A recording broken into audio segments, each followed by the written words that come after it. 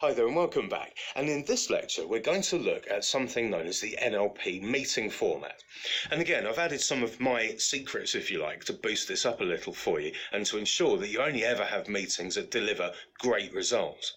And the first thing to mention is that meetings are really costly. In terms of investment, they cost a fortune. If you have 5 people in a typical meeting, you've just lost a typical day and you'll never get that back. So my advice to you is to get the very best out of your meetings, and this is how you would do it. First of all, in my experience, there's a tendency in a lot of businesses to have a lot of meetings and meetings about a lot of different things. So if you're a manager, a director, and especially if you run your own business, the first thing to do is to have very few regular meetings. You know, those weekly operations meetings that actually turn out to be a social event? Yep, those. Bin them. They're a huge waste of everyone's time, in my opinion anyway. If you're going to have a get-together once a week for motivation and team building, then do it as a weekly social meetup. But a general how are we doing meeting, for me at least, is a complete waste of time.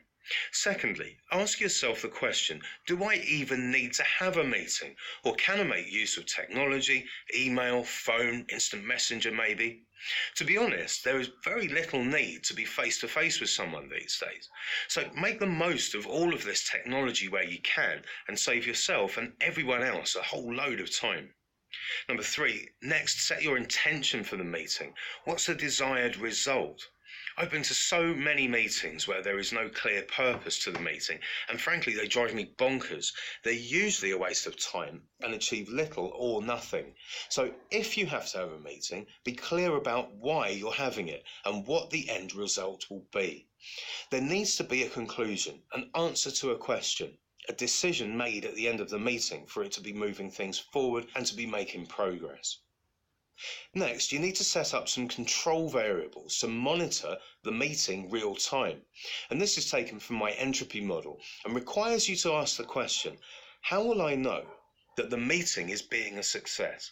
What are the, if you like, alarm bells that will ring to alert me to the fact that we're going off point? And what will be the corrective action to bring that meeting back on track? Develop options for your meeting and its progress. Use what will happen if. Just suppose this happened. What would we do if? And of course, this is the as-if frame in NLP. So utilize the as-if frame and ask yourself, what will be my response if this happens? How will we respond if X is said? And then run through the meeting a number of times in your mind as if you're already there. Next, establish the membership and the agenda. First of all, the people who you invite to the meeting must have enough information that enables them to contribute and, importantly, influence the decision-making process on at least 2/3 of the items on the agenda. If they're not that person, they don't need to come to the meeting.